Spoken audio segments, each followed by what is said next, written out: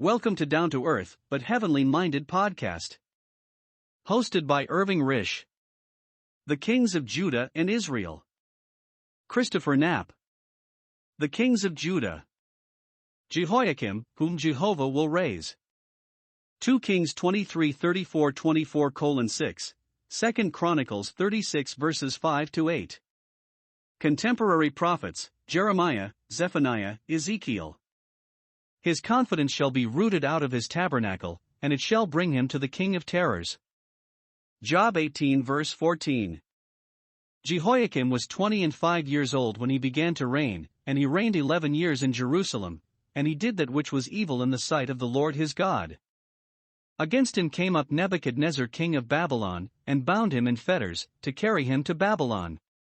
Nebuchadnezzar also carried some of the vessels of the house of the Lord to Babylon, and put them in his temple at Babylon. Jehoiakim was of most unlovely character, treacherous, revengeful, and bloodthirsty.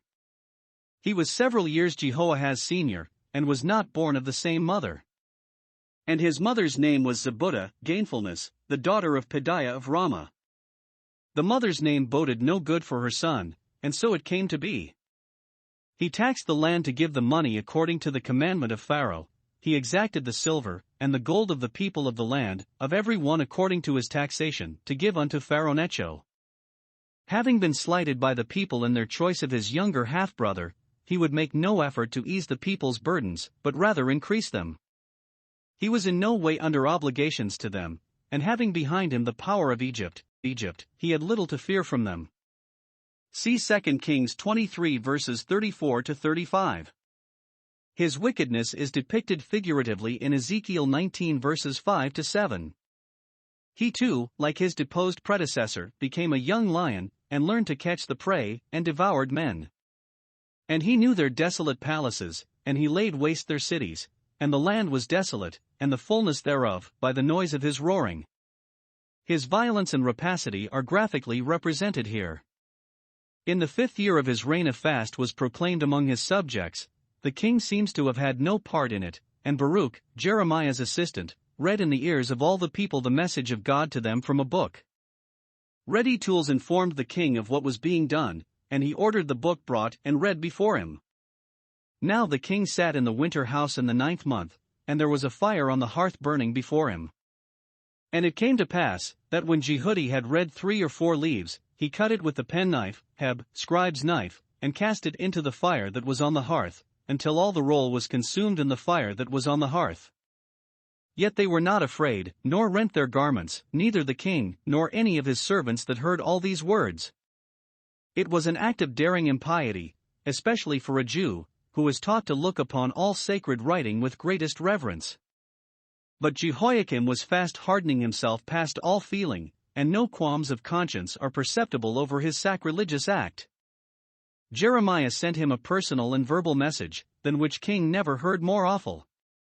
And thou shalt say to Jehoiakim king of Judah, Thus saith the Lord, Thou hast burned this roll, saying, Why hast thou written therein, saying, The king of Babylon shall certainly come and destroy this land, and shall cause to cease from thence man and beast.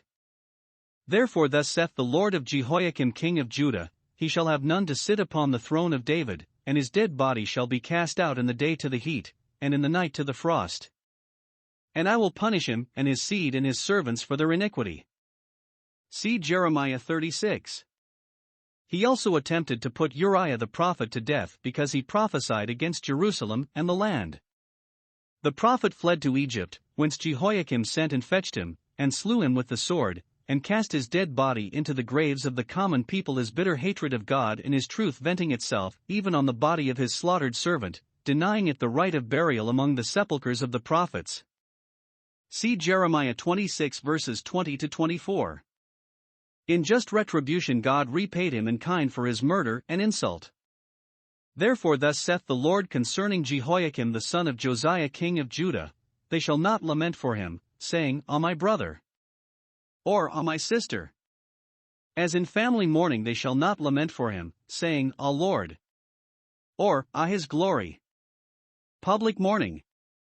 He shall be buried with the burial of an ass, drawn and cast forth beyond the gates of Jerusalem. Jeremiah 22 verses 18-19. And so it happened unto him, Nebuchadnezzar defeated and drove out of Asia Jehoiakim's master Necho. See 2 Kings 24 verse 7. In his days Nebuchadnezzar king of Babylon came up, and Jehoiakim became his servant 3 years, then he turned and rebelled against him. And though Nebuchadnezzar could not immediately punish him, his punishment came from another quarter. The Lord sent against him bands of the Chaldees, and bands of the Syrians, and bands of the Moabites, and bands of the children of Ammon, and sent them against Judah to destroy it, according to the word of the Lord which he spake by his servants the prophets. Now as to his end, Scripture, historically, is silent.